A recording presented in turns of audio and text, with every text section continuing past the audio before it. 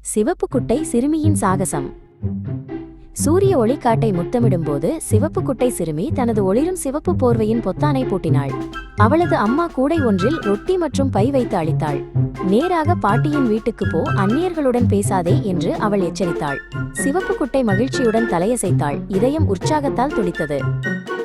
பாதை உயரமான மரங்களின் கீழ் வளைந்து சென்றது. சித்திரப்பூச்சிகள் ஆட சிவப்பு குட்டை மகிழ்ச்சியுடன் துள்ளிக்கொண்டே நடந்தாள். திடீரென்று ஒரு நிழல் அசைந்தது. மென்மையான பாதங்கள், தங்க நிற கண்கள்.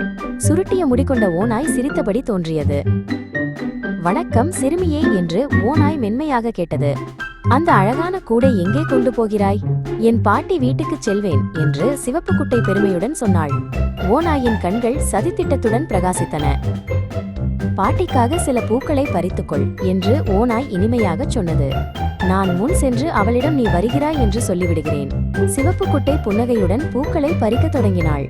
ஆனால் ஓநாய் காற்றைப் போல வேகமாக காட்டு ஆழத்திற்குள் ஓடியது. பாட்டியின் குடிசை பைன் மரங்களின் கீழ் அமைதியாக நின்றது. ஓநாய் மரவாசலை மெதுவாக தட்டியது. யார் அங்கு என்று பாட்டி உள்ளிருந்து கேட்டாள்.